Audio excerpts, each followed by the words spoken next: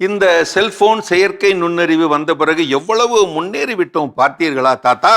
இப்படி கேலி செய்த ஜென்சி பேரனிடம் சொன்னார் தாத்தா. ஆமாப்பா, ரொம்ப தான் முன்னேறிட்டோம். ஆனா அதே நேரத்துல என்னத்தை எல்லாம் இழந்திருக்கிறோம் பார்த்தாயா, கேட்கிறாயா? தங்கு தடையின்றி அடுக்க ஆரம்பித்தார் அந்த பூமர் தலைமுறை தாத்தா. நெருக்கமானவர்களின் தொலைபேசி எண்களை மனப்பாடம் செய்யும் நினைவாற்றல் திறனை இழந்து விட்டோம்.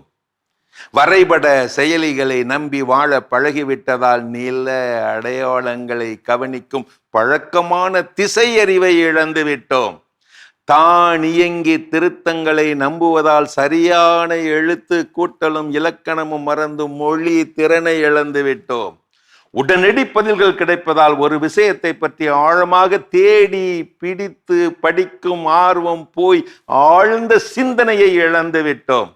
சிந்திக்க வேண்டிய வேலைகளை ஏஐ ஆர்டிபிஷியல் இன்டெலிஜென்ட்டிடம் ஒப்படைப்பதால் நமது சுயமான கற்பனை திறன் மங்கி படைப்பாற்றலை இழந்து விட்டோம்.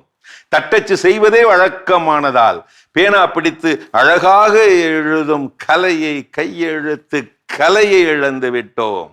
நொடி பொழுதில் எல்லாம் கிடைக்கும் என்ற வேகத்தால் நிதானமாக காத்திருக்கும் குணத்தை, பொறுமையை இழந்து விட்டோம். திரையை பார்த்து காலத்தை கழிப்பதால் நேருக்கு நேர் மனிதர்களிடம் உறவாடும் சமூக தொடர்பை, இயல்பை இழந்து விட்டோம். செல்போன் மற்றும் செயற்கை நுண்ணறிவு தொழில்நுட்பங்களின் அதீத வளர்ச்சியால் முன்னெல்லாம் நெருங்கிய நண்பர்கள், உறவினர்களின் எண்கள் விரல் நுனியிலே இருக்கும்.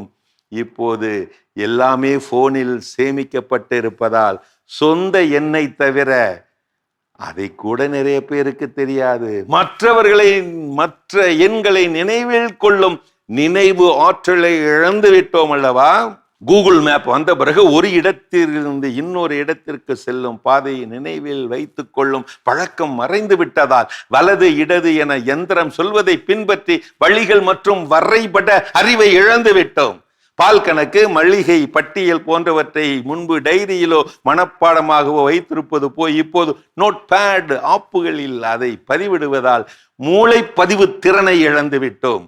ரீல்ஸ் மற்றும் ஷார்ட்ஸ் போன்ற குறு வீடியோக்களால் கவன குவிப்பு நேரம் வெகுவாக குறைந்து போய் கூர்ந்து கவனித்தல் அறவே அற்றுப்போய் ஆழமான வாசிப்பு பழக்கத்தை இழந்து விட்டோம். பக்கத்தில் இருப்பவர்களிடம் பேசுவதை விட போனில் மெசேஜ் அனுப்புவதையே வசதியாக கருதி முகம் பார்த்து பேசும் நேரடி உரையாடலை, முக வாசிப்பை முற்றிலும் இழந்து விட்டோம். எதையும் தேடும் அடுத்த நொடியே ஏஐ செயலிகள் மூலம் பதிலை பெற்று பெறுவதால் ஒரு தகவலுக்காக நூலகம் சென்றோ, மற்றவர்களிடம் போயோ, கற்றவர்களிடம் போயோ, பெரியவர்களிடம் போயோ அந்த பெரும் குணத்தை, பொறுமை குணத்தை இழந்து விட்டோம். ஒரு கடிதம் எழுத வேண்டும் என்றாலோ, ஒரு கட்டுரை வரைய வேண்டும் என்றாலோ உடனே சாட்ஜிபிடி, ஜெமினி போன்ற கருவிகளை நாடி நம்மிடையே தனித்துவமான சிந்தனை, படைப்பாற்றலை முன்னையாக்கி இழந்து விட்டோம். இன்று என்ன சாப்பிடலாம் என்பது முதல் எந்த துணியை எடுக்கலாம் என்பது வரை அல்காரிதம்களின் பரிந்துரையையே நம்பி நம்பி வாழத் தொடங்கி முடிவெடுக்கும் திறனை இழந்து விட்டோம். மிக குறிப்பாக குழந்தைகளுக்கு தாலாட்டு பாடுவதையும், தாத்தா பாட்டிகள் யூடியூப் வீடியோக்களை ஓடவிட்டு அவர்களை அமைதிப்படுத்தும் நலிந்த நவீன வழிகளிலே தாயாரின் தாலாட்டு பாடல்களையும் நலம் பயக்கும் நாட்டுப்புற கதைகளையும் இழந்து விட்டோம். அப்பப்பா, ஒரு பக்கம் எவ்வளவு இருமாப்பு என்றாலும், ஏஐ இருமாப்பு என்றாலும், மறுபுறம் இவ்வளவு பெரிய இழப்பா? எப்படி மனிதா நீ ஈடுகட்டப் போகிறாய்? இதெல்லாம் மனிதன் மறந்தவை. டிவி என் வீட்டிற்கு வந்தபோது புத்தகங்களை எப்படி படிக்க வேண்டும் என்பதை மறந்துவிட்டேன். கார் என் வீட்டுக்கு வந்தபோது எப்படி நடக்க வேண்டும் என்பதை மறந்துவிட்டேன். என் கையில் மொபைல் கிடைத்தவுடன் கடிதங்களை எப்படி எழுதுவது என்பதை மறந்துவிட்டேன்.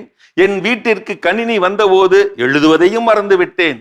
ஏசி வந்ததும் இயற்கை காற்றை மறந்துவிட்டேன். நகரத்திற்கு வந்தவுடன் அழகு நிறைந்த கிராமத்தை மறந்துவிட்டேன். வங்கிகள் மற்றும் கிரெடிட் கார்டுகளையே நான் கையாளுவதால் பணத்தின் மதிப்பை மறந்துவிட்டேன். கம்ப்யூட்டர் பத்தி வாசனை திரவியங்களை பயன்படுத்துவதால் பூக்களின் மனதை மறந்துவிட்டேன். துரித உணவுகள் வீடு தேடி வருவதால் பாரம்பரிய உணவு வகைகளை மறந்துவிட்டேன்.